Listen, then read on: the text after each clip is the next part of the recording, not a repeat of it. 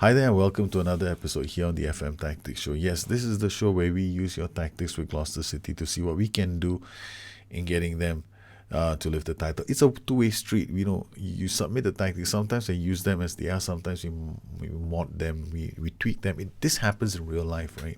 I mean, Liverpool played Arsenal over the weekend, and Liverpool ran all over a team that didn't even show up. But Liverpool, the tactical acumen of Klopp was clearly evident in this game. He fielded Moreno as an inverted wing back. I've never seen him do this. I mean, Moreno was playing centrally when the ball was in the opponent's half. Sadio Mane was allowed to attack the flanks. But this was an interesting change from the week before, because the week before Moreno was playing more as a wing back. He was attacking the flanks. He was cutting. He was crossing by from the byline. In fact, people were complaining that he was neglecting his defensive duties. But this time around, Moreno played as an inverted wing back. Why? Because this allowed the Liverpool system to morph. Omre Can was not dictating tempo in the final third. Very interesting, because now Omre Can was all over the place. He largely dictating. One moment is in the middle, one moment is on the right, one moment is on the left. Omre Can had a very good game, but this was largely down to the fact that they changed Moreno's role just for that game. So this was a new thing for Liverpool. But does this mean that this is the problem that most FMers face? As most guys who play FM, they get a tactic and they stick to it. And then when things start going wrong, why is the tactic broken down? I mean, in reality, teams are going to change on you. So you're going to face matches where things don't work the way you want them to work. What do? What are your options? So this show is really about options. Like, you have a tactic, you send it to me, and I think of options as well. So I have to think of options when I'm playing my games all the time. You don't see it when I'm playing the game. You don't see me tweaking my roles or taking one player out, because it's on my long-term saves. The way I play the long-term saves is really fast. I cut through them like hot knife through butter. But what you see here on YouTube is me playing the game in a different way, because I'm trying to share ideas with you guys so that you can use them in your own games. It's not meant to show anything else but a different way, a different style of playing. Now, I'm hoping that you get something out of this, and I'm hoping that we do some fun things with Gloucester. Now, if you want to submit your tactics, it's really easy. Drop me a link to SendSpace, Dropbox, or any other place you can upload tactics to, and put them in the links below in the YouTube comments. Ideally, submitting the tactics in YouTube comments is easier, and I will try and use these tactics as soon as I can. Meanwhile, let's take a look at Kyrrab's tactic. Well, the tactic plays on a counter mentality with a structured shape, and it's got pass into space as a team instruction. Immediately when I see this three, it's a counter-attacking tactic. And he's got these two attacking duties in the final third, with the DLF dropping deep, hoping to thread passes to them. It's definitely counter-attacking. And the only problem I see with this tactic is one-dimensionality. You can't camp with this tactic, because it's going to be tough to camp with this tactic. You got a wing back on defense who's always defending. That's okay, because I can see you got an inverted wing back pushing up here, and you got a CM on support. We get further forward with more risky passes. You're hoping he gets into the final third, and why don't you play on CM on attack? That's the only thing that I don't understand. Then we have a box to box midfielder who's going to roam from positions, and we've got DLP on defenders playing more risky passes. So we've got one risky, two risky, and close down more and roam from position, and then we've got pass into space. So it's a combination of a lot of risky stuff going on in the tactic. We've got an inverted wingback who's already playing risky passes. He's been told to pass it shorter. We got Hajek here, who's been told to pass it shorter. So we got two guys at the back who've been told to pass it shorter. Okay, now my philosophy is very simple. When I got these two guys on their own, forget pass it shorter. Just let them do what they're supposed to do. I'm gonna remove the shot. Why? What if the passing breaks down to these guys? They can't pass the ball. Then you got no outlet. Every time it gets to them, you're in trouble. Especially if you play against a packed midfield. These three guys are not going to get any love in a packed midfield. You got a box-to-box midfielder who's going to be somewhere on the pitch. Sometimes he may not even be where you need him to be. We've got a central midfielder and support. You told him to get further forward when you have the ball. So when you have the ball, a lot of it depends on this guy actually getting up and then doing something with the ball. So I need to play off the ball. He's got 6 off the ball, so Abel Collado cannot possibly play that position. So who have I got? I've got Alper. Okay, Alper can come in. See, if I had put Abel Collado there, that's it. Game over for us. We're never gonna move. We got Almeida, who's been told to play in the box-to-box midfielder. Off the ball 13, that's okay. Decisions 15 and 14 for vision decisions. It's all right. Okay, that's not too bad. I mean, he has played quite well, but I rather Almeida be playing here. But he's a lefty, so we'll leave him on the left flank. You want somebody in this group of players to preferably have dictates tempo. Look for killer pass, and we've got him in Jackman. Jackman plays dictates tempo, tries long range passes, and likes to switch ball to other flanks. So this is a good thing for him if he can do that. That is. Now the only question I have is the screen now. Box to box midfielder, CM1 support. Now, if I want Jackman to have a really good game, I may not want this guy to be a box to box midfielder. That's the problem right now I have with this thing, because roaming, I'm putting a lot of decision making on one role, and we're gonna try this tactic out. There's a big chance his role is gonna change, and there's a strong possibility that he might turn into an attack duty, and there's a strong possibility this guy is going to be a wingback or support, because I need an option B. Now, this can only work if I get the space. These 3 players in midfield get the time and space to control midfield. If they don't control midfield, the game's over, because there's no chance we're going to get balls going down the flanks, which is the reason why I have removed the passage shorter here. The other thing is, there's a very strong possibility this guy's going to become a wingback or support. I need him high up the pitch so that he can support this play.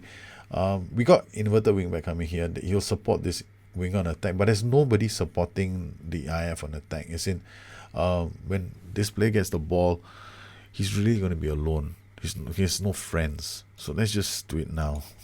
Let's give him one friend at least. Okay, so we've done this. We kind of done the tactic. We only made one change, but I suspect we're going to make a lot more as the game progresses. Well, they're going to be lining up with 4 here and 5, so we might have an issue with controlling midfield. I'm going to push this guy into a support duty so that we can at least have 3. Otherwise, we're going to have major issues. As the one-dimensionality of the tactic worries me a bit, because we won't have options to control the match very much. So I'm going to watch the match at the start. Let's see how we do in the first couple of minutes. And if I see that they build play too easily and we can't control this area of the pitch, we also need to accept the fact that these players, acceleration 13, off the ball 13, not very fast, and Costa as well, he's okay, acceleration 15, off the ball is 14. He might be able to take advantage of the spaces, but not Lopez. I will need to put Lopez into a deeper position. Gonzalez, Almeida with the ball, plays it out to Lopez. Lopez can't get away. Saunders to Smith. Smith comes back to Gonzalez. Gonzalez takes a shot from outside the box. We're gonna have to give ourselves some options very soon. Hajek. Why do I? Some people might ask me, you make a decision really quickly, but it depends on the transitions. If I don't see transitions working out for me, then I make decisions fairly quickly in the game. Here you can see the option. We try to play the ball out into space for Lopez. It's like the only way we're gonna score goals. And even with all the space on the flanks, we're not really doing very much. I'm beginning to think more and more that we need to change certain things in the tactic in order for us to make it, for us to get something out of this game. 10 minutes in.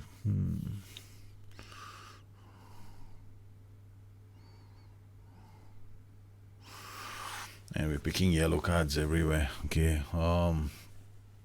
Lopez has picked up a card. Kucheka has picked up a card. Alright, we'll have to talk to Lopez.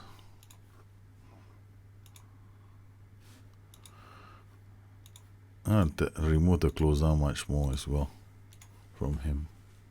Costa away. Gonzalez has picked up a knock. And Hanzic puts it out to touch. Okay, what can we do? 16 minutes in. Good chance for us to try something different. So far, nothing very much is happening in this game. For us, we're not really controlling midfield. They are controlling midfield. Our boys are just struggling. We're just picking up cards.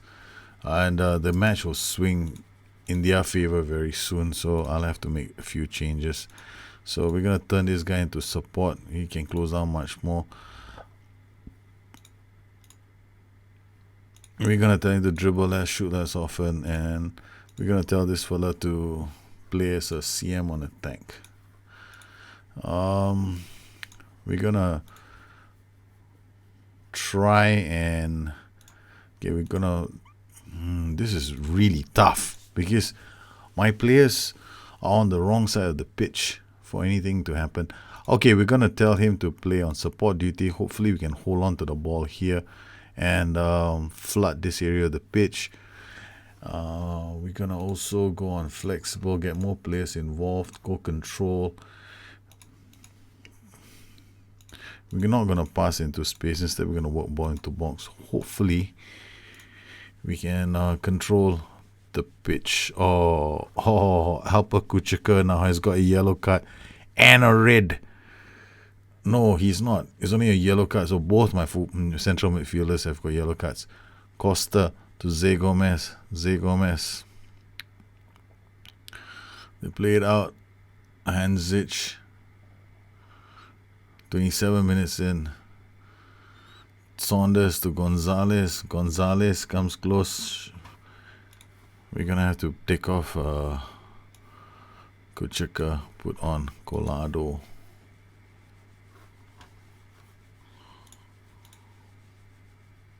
Hanzic. Webster clears the danger. Still nothing happening for us.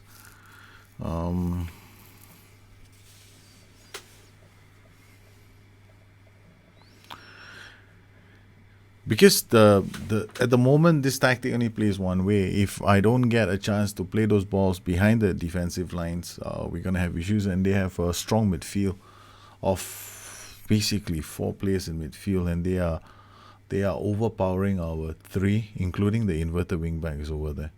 So we're not getting any love on that side of the pitch. And to make it more effective, I probably will have to play on fluid, take a bit more risks, and hope that we can work the ball up the pitch now. It's 29 minutes in. Hajek with the ball. That's the first highlight I've seen, actually, that we are moving the ball around. Hajek to Jackman. Jackman to Olmedo. Olmedo can't get it to Lopez. Olmedo back to Hajek. Hajek out to Collado, but Collado's off the ball, which is so poor. Collado wins that ball back. Plays it out to Costa. Costa does well.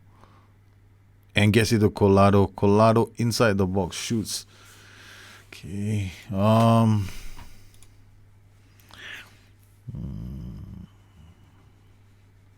Cherney to Smith. Smith back to Gonzalez. Gonzalez to Field. Field to Sludger. Back to Brooks. Back to Field. To Smith. To Saunders. Saunders to Sludger. Borthwick reads that. Plays it to Zuniga. Zuniga. What a ball from Zuniga to Costa. Costa has a chance. Crosses it. Jordan does brilliantly. Nicks the ball off Zé Gomez. Lopez with the corner. Cherney puts it out to touch. Okay, second half starts. Olmedo back to Borthwick. Jackson out to Hajek. Hajek to Lopez. Lopez now gets it to Hajek. Still Okay, at least now we don't look like we have as many issues as we did in the start of the game. But still, we're not looking very convincing. This is one of the, I mean, this is the best I can do right now with the system after the changes that we made. Because we were not controlling midfield, and they were doing a much better job of it. Okay, I'm going to get some width from Zuniga, fullback on support. We might just survive. I'm hoping to survive this match now. This is a poor performance from Gloucester City. Zé Gomez not playing well as Begon Sindelar. It's one of the dilemmas of the 4-1-2-2-1. You don't get a lot of opportunities sometimes, and you're really depending on the acceleration and pace on those wide players to get something happening. And so far, we didn't get that in this game. Brighton managing to hold us to a draw. I'm probably, if I were to look at my key pass combinations, really, we hardly got this guy connected to these three.